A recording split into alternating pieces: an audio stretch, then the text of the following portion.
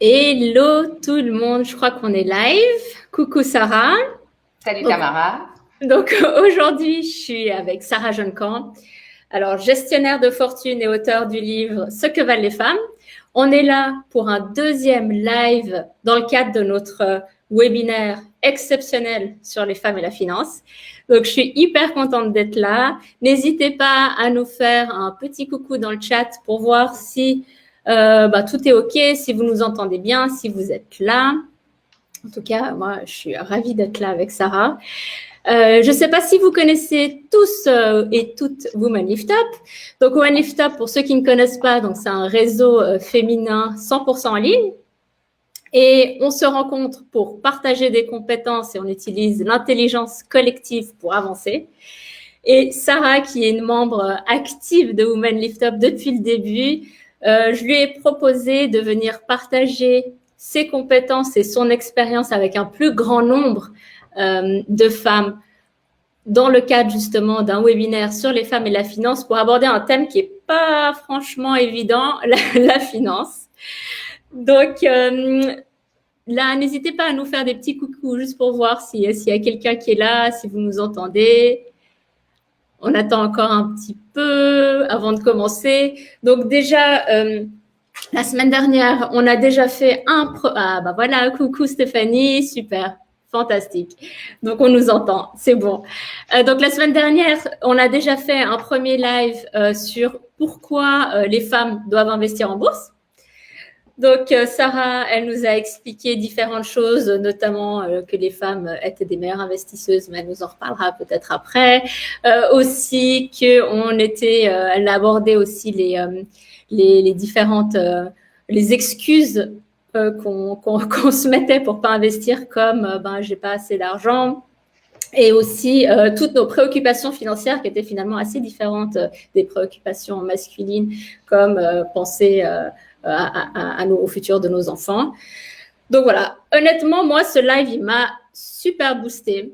Direct après, j'ai envoyé un mail à Sarah, je lui ai dit, je veux prendre en main mes finances. Donc, je ne sais pas si ça vous a fait ça. Moi, je lui ai mandaté, je lui ai dit, allez, tu me fais un plan financier, même si j'avais toujours l'excuse, ouais, mais j'ai pas assez, etc. Même si c'est 100 francs par mois, moi, j'y vais, là. À partir de la semaine prochaine, on y va, Sarah. Hein. Ouais, tout à fait.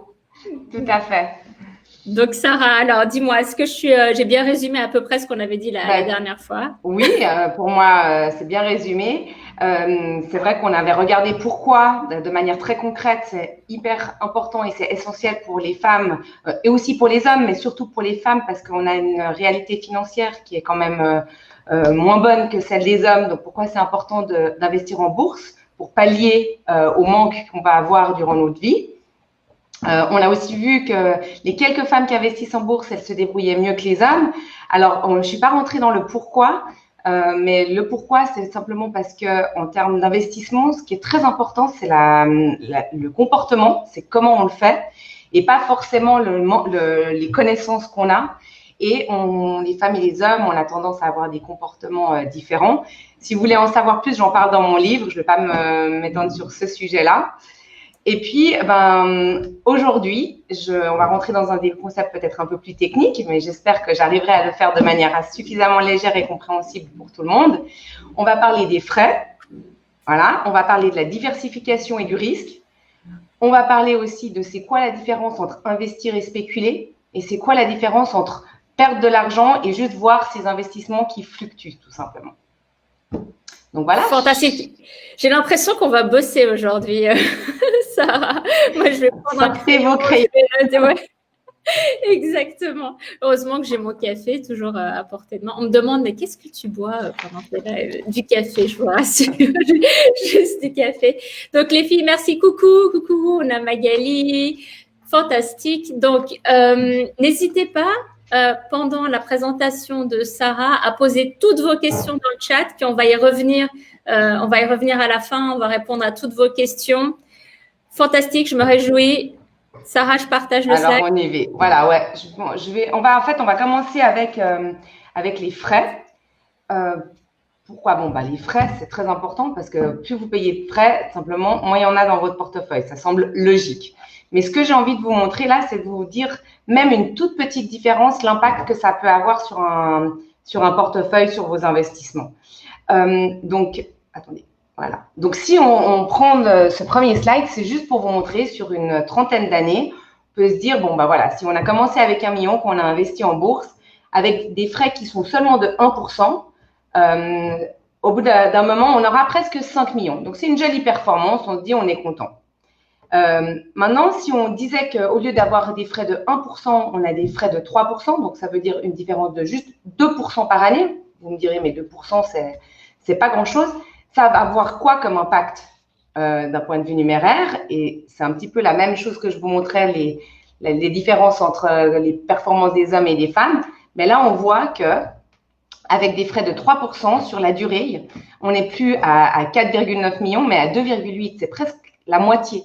Donc, c'est énorme. Et on peut dire, mais 2%, c'est pas grand-chose. Mais en fait, à terme, ça a vraiment une grande importance. Donc, quand vous investissez, que ce soit en achetant des produits ou les frais de consultant ou des frais de transaction, dites-vous toujours comment je peux minimiser mes frais. Et maintenant, en Suisse, il y a de plus en plus, pas encore autant qu'on a dans les pays anglo-saxons, mais il y a de plus en plus de plateformes avec des frais vraiment bas. Donc, des produits aussi qu'on appelle des produits, des fonds indiciels ou des ETF, je ne sais pas si vous avez déjà entendu ces termes, mais qui sont quand même des produits qui ont des frais beaucoup plus bas. Donc, c'est vraiment important de regarder ça. D'accord? Parce que ça a un impact et le but, c'est quand même d'investir sur un certain nombre d'années et d'en tirer le maximum. D'accord? Donc, ça, c'était la première chose. La deuxième chose dont j'avais envie de vous parler aujourd'hui, c'était de la diversification. Alors, vous me direz, bon, oui, c'est l'histoire de dire, on ne met pas tous ses œufs dans le même panier, on essaie de diversifier parce que plus on diversifie, moins on a de risques. Ça semble être un concept assez intuitif en fin de compte. Et je vais juste vous l'expliquer un tout petit peu plus techniquement pourquoi. Donc, si on regarde les évolutions de certains investissements, là, j'ai pris des exemples de 3 actions, securities. Donc, on pourrait imaginer que la security A, c'est Apple. Donc, on voit, bah voilà, ça monte, ça descend, ça fluctue.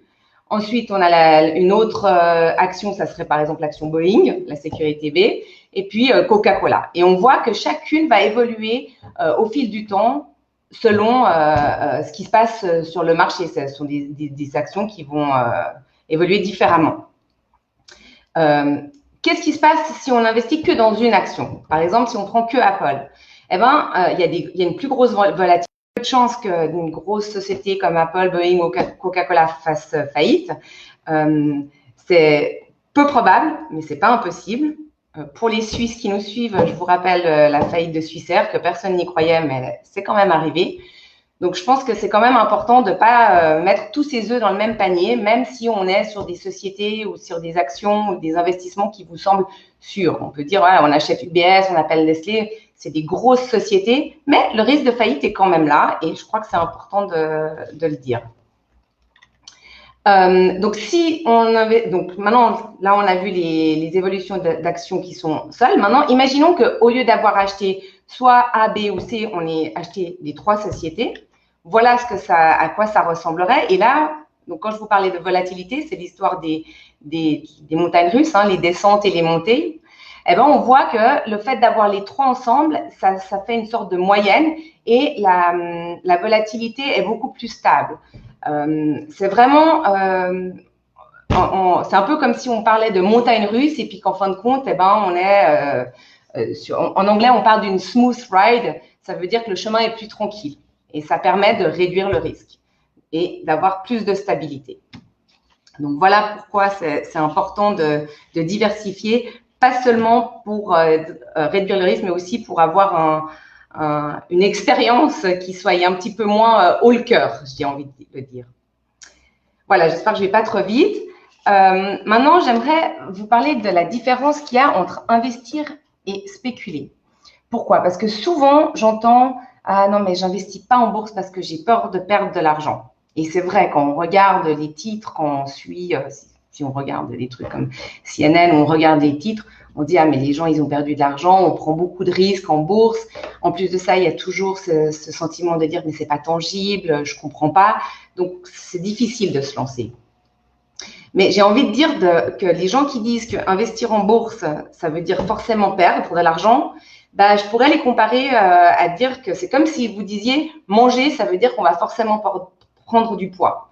Et en fait, c'est pas vrai. Vous pouvez très bien manger avec une alimentation saine, diversifiée, disciplinée, une bonne qualité de vie et ne pas prendre du poids. Ben, en bourse, c'est un peu la même chose. On peut mettre en place certaines choses, comme Tamara parlait d'un plan financier, mais avoir des objectifs, une certaine discipline, réduire les frais, etc., etc. Réduire les frais, réduire le gras. Voilà, on peut vraiment trouver beaucoup de similitudes. Et puis, investir en bourse et ne pas perdre. D'accord? Et puis, j'ai envie de vous le démontrer de nouveau avec un exemple plus ou moins simple. Je vais vous parler de mon investisseuse Marie, qui est l'investisseuse la moins chanceuse de la Terre. D'accord? Chaque fois qu'elle a décidé d'investir, et je vais vous le montrer, eh ben, elle l'a fait au pire moment. Donc, je vais prendre le premier exemple. Marie, en 1972, a 18 ans, d'accord? Et elle reçoit le carnet d'épargne de ses grands-parents, sur lequel il y a 5 000 francs, et elle décide de l'investir en bourse. Manque de peau. Donc, on est fin 1972. Elle investit ses 5 000 francs. Manque de peau, bah, il y a droit derrière, il y a la crise pétrolière et tout de suite, elle perd 30%. Bon, elle se dit, moi, j'ai un plan, je continue à investir, je veux faire ça. Elle est très disciplinée et elle sait pourquoi elle le fait.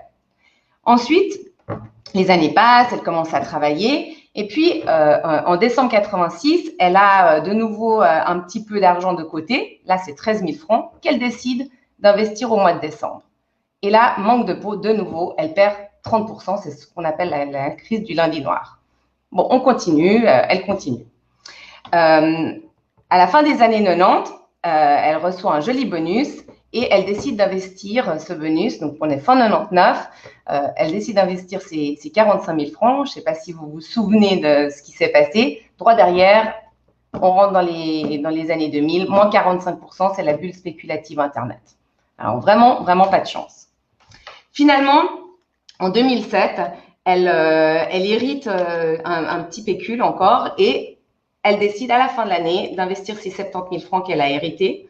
Et là, de nouveau, crise de l'année 2008, crise des subprimes, elle perd 40%. Alors, vous me direz, bon, elle a investi en tout 133 000 francs. Et puis ça, dans les pires moments qu'elle aurait pu. À votre avis, elle s'en sort avec combien quand, en 2019, elle décide de prendre sa retraite et de voir combien elle a sur son compte? Et je vais vous le montrer.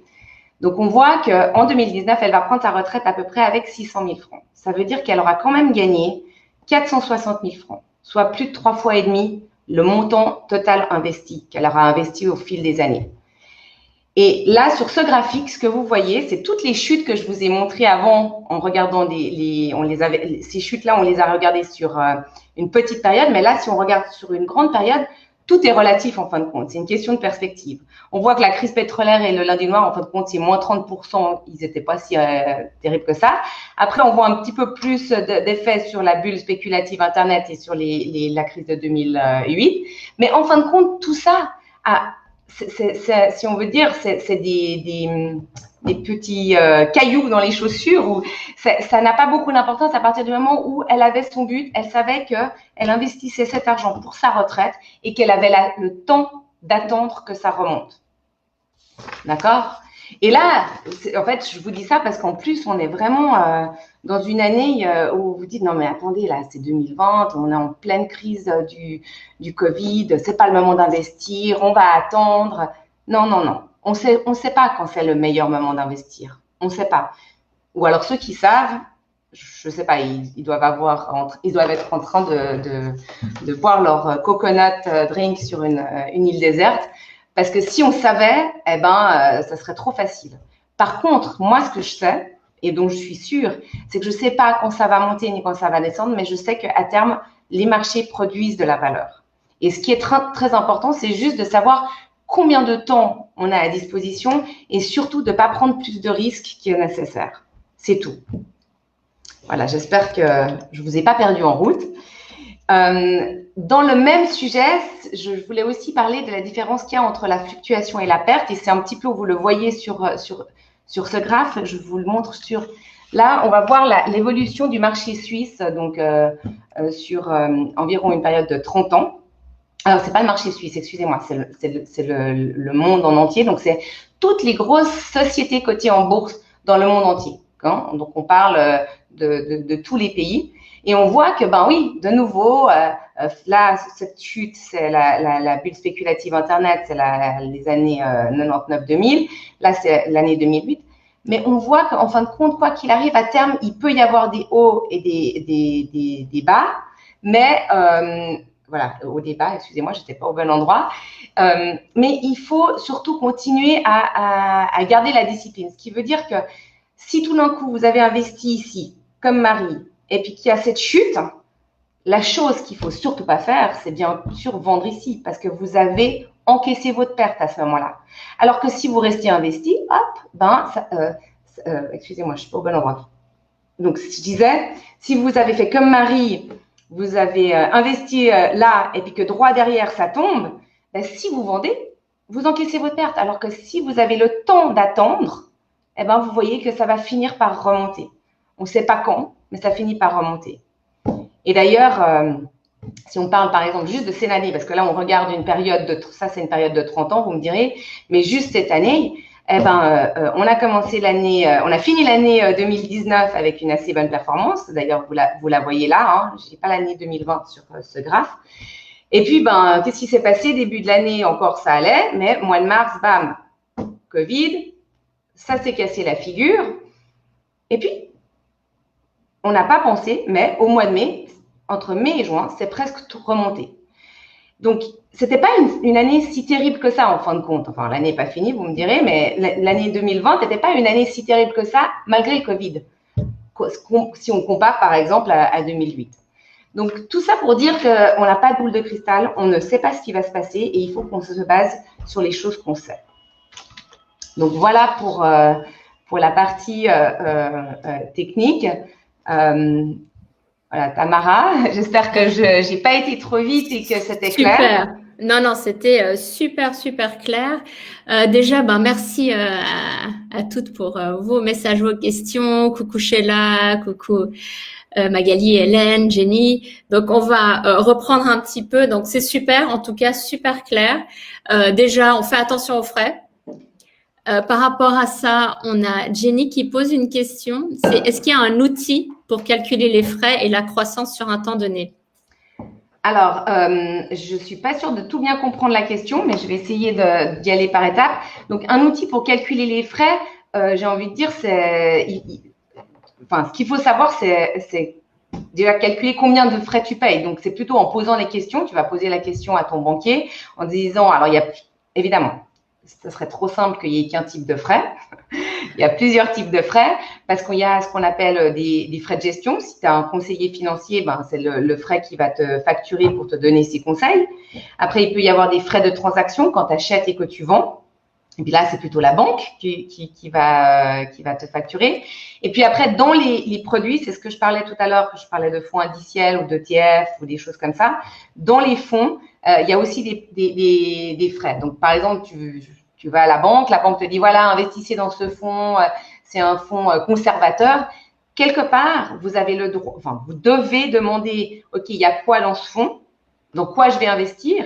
Et le banquier va vous donner ce qu'on appelle un fact sheet, comment ça s'appelle ça? Un résumé, c'est normalement une page qui dit ce qu'il y a dans le fonds et combien ça vous coûte. Donc, après, ben, c'est à toi de calculer, de dire, bon, ben voilà, je paye tant dans les fonds, dans les produits, je paye tant en frais de conseil et je paye tant en frais bancaires. Et puis, tu dois additionner tout ça.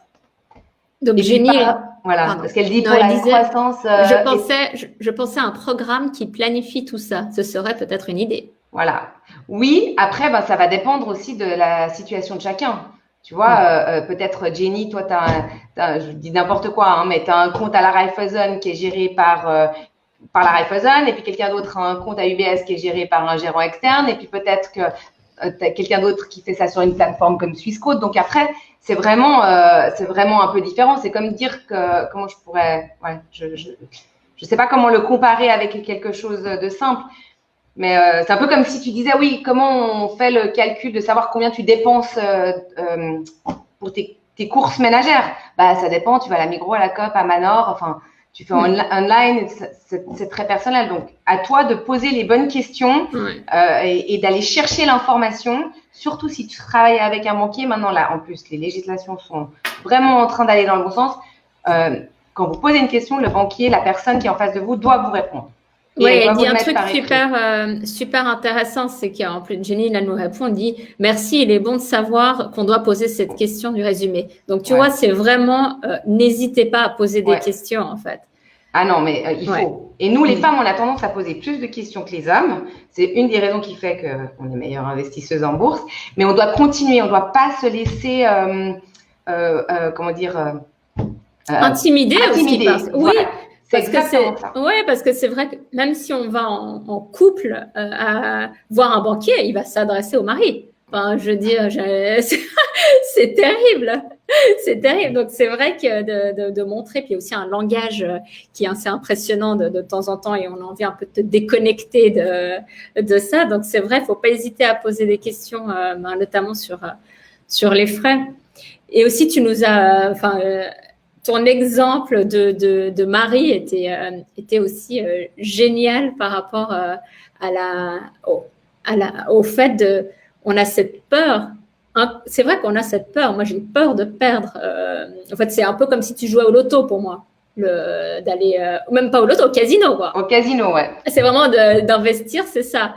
Donc, en fait, d'avoir cette idée que si tu vas sur le long terme, tu vas pas perdre, même si ça fluctue, tu vas pas perdre. Et ça donne confiance aussi, je trouve, dans l'investissement. Exactement. Je vais continuer avec les questions. Là, on en a une série. Alors, les outils, Jenny qui pose, et comment bien diversifier son portefeuille? Le souci de base, c'est que de toute manière, on doit faire confiance à quelqu'un, le banquier, le conseiller, une action. Quelle stratégie pour bien choisir? C'est une très bonne question. Alors, oui, de toute façon, on doit faire confiance. Je ne sais pas si tu connais l'expression la confiance, c'est bien, le contrôle, c'est mieux. Ce que j'ai envie de dire, c'est oui, bien sûr, faire confiance, mais comprendre. Attends, toi, banquier, tu me proposes moi, je veux quelque chose de très diversifié. Dis-moi, comment c'est diversifié? Et maintenant, grâce à la technologie, on a quand même la possibilité, je vous ai montré tout à l'heure cette ligne bleue qui était toutes les actions de la planète. Donc, toutes les actions de la planète cotées en bourse, ça fait quand même un sacré nombre d'actions. Et tu peux acheter ça en ayant, même si tu n'as que 500 francs, tu peux l'acheter. Tu vois, c'est pas que tu es obligé d'aller acheter disons qu'il y a les 10 000 actions cotées en bourse, tu n'es pas obligé de les acheter si tu n'as que 500 francs, tu pourras pas le faire de manière physique. Alors que maintenant, on a des outils, des fonds, ce qu'on appelle ces fonds indiciels ou ce qu'on appelle aussi des ETF, Exchange Trading Fund. C'est vraiment des fonds qui te permettent d'être très diversifiés. Et tu vas le voir en te disant, il y a quoi dedans? Combien d'actions ce fonds détient? Si le fonds, il détient, je sais pas moi, 50 actions, tu vas te dire, c'est 50 actions par rapport à un marché qui est beaucoup plus grand. Donc, c'est comme ça que tu vas savoir. Toujours en posant les questions. J'espère que ça répond à ta question, Jenny. Et on peut te poser des questions aussi. Oui. Tu conseilles aussi, même si tu n'es pas une banque, en fait. C'est vrai que des fois, c'est bien d'être aidé aussi. Et d'ailleurs, dans le livre, dans mon livre, à la fin, il y a une annexe avec une liste de questions à poser à son conseiller financier ou à son banquier. Voilà, que moi, je recommanderais de savoir comment il travaille et de poser ces questions-là et d'avoir les réponses. Alors, vous pouvez passer pour des casses bonbons, mais en même temps, c'est votre argent, vous êtes en droit c'est un peu comme notre santé, quoi. Magali, super question. Comment évaluer le risque par rapport au temps que tu as?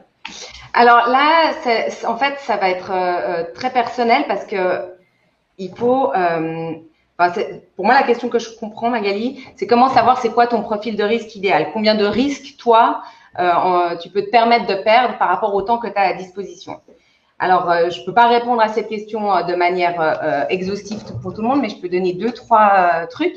Première chose, je crois qu'on en avait déjà parlé, si c'est de l'argent dont vous avez besoin pour les 5 prochaines années, pour moi, ça c'est une règle bateau, hein, mais vraiment, vous ne pouvez pas vous permettre de l'investir en bourse. Parce que ça peut tout d'un coup, comme on a vu, chuter, on ne sait pas.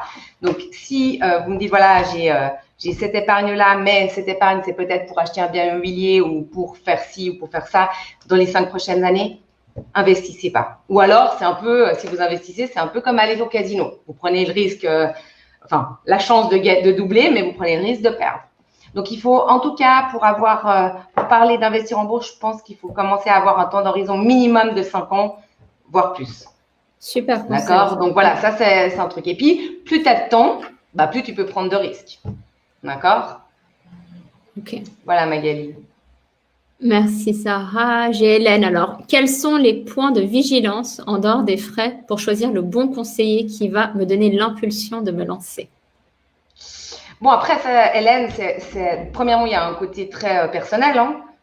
C'est un peu comment tu choisis la personne avec qui tu veux collaborer ou si tu veux le faire seul. Enfin, voilà, il y a quand même ce côté intuitif. Donc, j'ai envie de vous dire, déjà, reconnectez-vous avec votre intuition parce que, à quelque part, c'est quand même important d'avoir un bon feeling avec la personne avec qui on va collaborer ou en tout cas celle qui va nous aiguiller dans le bon chemin.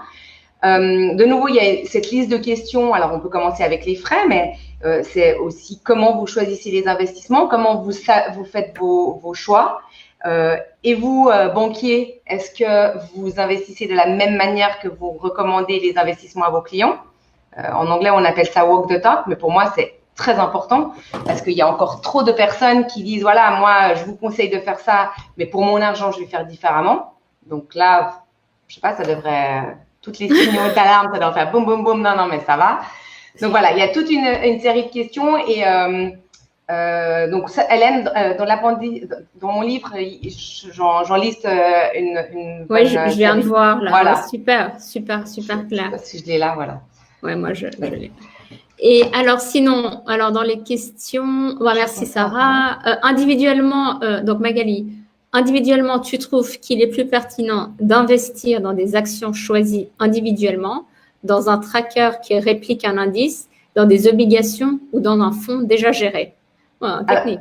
Ouais, ça c'est technique. Alors, première proposition, les actions que tu choisis individuellement, si tu les choisis parce que tu te dis, voilà, il y a un côté, enfin, pas émotif, mais il y a un choix personnel parce que c'est du sustainable, où tu veux soutenir une certaine société, ça c'est une chose.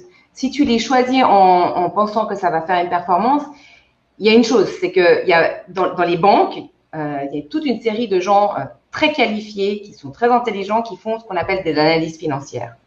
Et toutes leurs analyses sont excellentes. Le seul problème, c'est qu'elles sont basées sur toutes les informations qu'ils ont jusqu'à aujourd'hui. Donc, ils ne peuvent pas savoir ce qui va se passer dans le futur.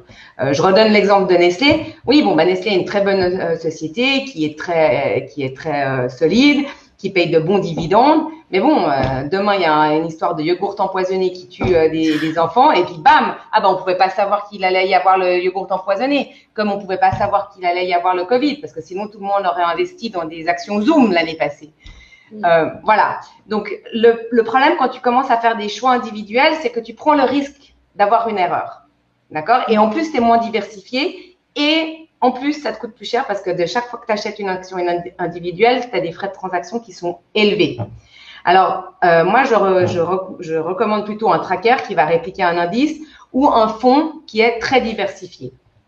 La même chose pour les obligations. Surtout qu'en ce moment, les obligations ne payent pas beaucoup. Mais voilà, l'idée, c'est vraiment, quand tu vas investir dans un fonds qui est déjà géré, l'avantage, c'est que tu auras une meilleure diversification.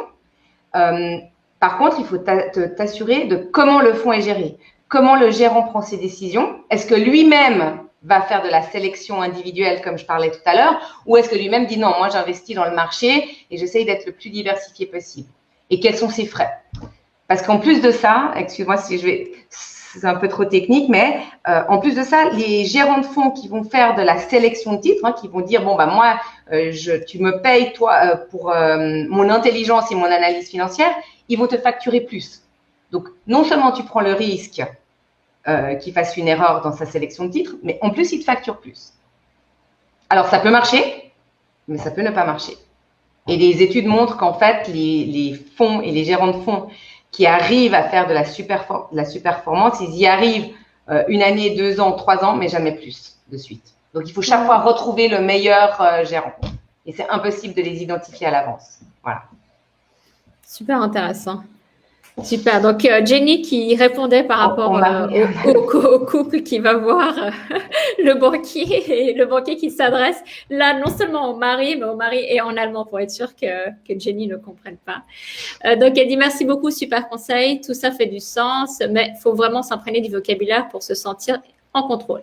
Alors, sur votre graphique, on voit finalement que la bourse monte ces dernières années et que les crises sont en baisse conséquente mais passagère. C'est ce qui vous fait dire que ça reste sécuritaire. C'est forcément le mouvement général. Je suis désolée, j'ai le soleil qui arrive. Tout à fait, Jenny. Alors, j'aime beaucoup quand tu parles de conséquences passagères. C'est vraiment ce que je voulais dire en termes quand je parlais de fluctuation et pas de perte. Alors, c'est sûr, c'est passager, mais ça fait mal. Hein. Imagine que en 2007, tu as investi tes 1000 francs d'économie et puis tu te retrouves droit derrière en moins de 6 mois, sur tes 1000 francs, il t'en reste plus que 550. C'est sûr que ça fait mal au sac et puis mais c'est passager. Ça va finir, comme on dit, ça finit toujours par aller mieux. Et c'est comme le Covid, ça va être passager, on va vivre avec, mais bientôt on aura fini avec ces masques. Ce que je veux dire par là, il faut avoir cette patience. Et c'est pour ça que j'en parlerai un petit peu plus en détail la prochaine fois. Mais pourquoi c'est important d'avoir le bon profil de risque qui te convient? Parce que sinon, tu vas avoir des secousses qui sont inadaptées à ta situation et à ce que tu peux supporter. Et Jenny, alors j'aimerais te répondre, moi, à cette remarque. Désolée des questions basiques, je ne m'y connais pas. Alors non, ne sois pas désolée, je t'en supplie, Jenny, parce que moi, je ne m'y connais pas non plus. Alors ça m'intéresse vraiment, vraiment, vraiment ces questions et ces réponses. Donc déjà, merci de les avoir posées et surtout pas désolée. Et Magali, ça fait mal au sac. Ouais, ça fait mal. C'est ce que tu voulais dire, hein, ça. Ouais. Voilà. C'est exactement ça. Et je veux rebondir sur Jenny parce que vraiment, justement, les questions, il n'y a pas de questions stupides, il n'y a que des mauvaises réponses ou des réponses stupides. Donc, le but, c'est ça, c'est que j'espère que j'ai été suffisamment claire avec un langage qui est pas trop compliqué parce que tu disais l'histoire du langage, il fallait s'y habituer. Mais le but, c'est ça, c'est de commencer, c'est un peu comme quand tu apprends une nouvelle langue. Bon, bah, on va commencer tranquillement, hein, on y va étape par étape. Et puis, c'est des concepts, entre guillemets, relativement simples et intuitifs à quelque part. Hein. Les frais, bah, il faut en payer le moins possible, diversifier au maximum, pas mettre tous mes œufs dans le même panier. Voilà, donc l'idée, c'est de quand même se reconnecter avec un truc de base. Oui, et Stéphanie rajoute, Jenny, c'est grâce à tes questions qu'on a aussi des réponses. Oui, c'est vrai. C'est vrai. Et elle répond merci, vous êtes génial, mais c'est vous toutes là qui est génial. Magali veut nous poser encore une question. Combien de temps un gérant gère un fonds? Je suis pas sûre de comprendre la question parce que en fait, les gérants qui gèrent des fonds sont souvent sont souvent des gens employés. Donc c'est un peu comme de me dire combien de temps un banquier travaille dans une banque. Voilà. Après, voilà, ça va dépendre. Après, il y a des gérants qui gèrent leurs propres fonds, donc ils le font à vie ou en tout cas sur une carrière, voilà. Donc, puis après, il y a des gérants qui sont les superstars des fonds, qui vont être, comme on dit, happés par un autre fonds, voilà. Donc c'est plutôt, j'espère que ça répond. Ouais, il dit, j'ai l'impression qu'ils changent souvent car ils sont dans une entreprise et si on a confiance en une personne, c'est difficile de prendre un fonds en ayant confiance. Oui, il peut y avoir pas mal de turnover. D'ailleurs, pour la petite, on dépasse le temps, mais pour la petite histoire, j'essaierai de retrouver. Il y a eu dernièrement une étude qui a été faite sur les fonds gérés par les fonds américains. Et il faisait la différence entre les fonds gérés par des équipes mixtes, donc femmes-hommes, et des fonds gérés par les hommes. Donc, pas de surprise, les fonds mixtes performent mieux. Mais surtout, ils se sont rendus compte qu'il y avait déjà pas beaucoup de femmes, mais les quelques femmes qu'il y a, eh ben, il y a beaucoup plus de turnover, donc de changement au sein des emplois de femmes parce que, en fait, alors il disait, est-ce que c'est lié à des arrêts maternité, etc. Moi, je pense que c'est plutôt lié aussi à une question de mobbing et de, voilà, ah bah non, on va les faire bouger plus. Et c'est vrai qu'en plus, les femmes sont moins bien payées, donc voilà. Mais effectivement, il y a pas mal de changements. Françoise Claire, merci, vraiment intéressant et ça. Merci beaucoup Françoise Claire, super, fantastique. Merci à toutes en tout cas. Merci pour vos questions. Merci Sarah pour tes réponses et pour ta clarté. Avec plaisir. Et la semaine prochaine, voilà, je parlerai de profil de risque. Donc, on en a un tout petit peu parlé. Pourquoi c'est important d'avoir le bon profil de risque. On parlera de discipline et d'horizon d'investissement. Et puis, finalement, je finirai avec le pourquoi il faut toujours investir dans quelque chose que vous comprenez. Voilà. Comme ça, on finit sur quelque chose de plus léger. Super, super. Moi, je me réjouis. Donc, on se retrouve tout le monde vendredi prochain à 10h sur la page de Women Lift Up. Je me réjouis en tout cas. Merci beaucoup et bon week-end. Bon week-end à toutes. Ciao, ciao.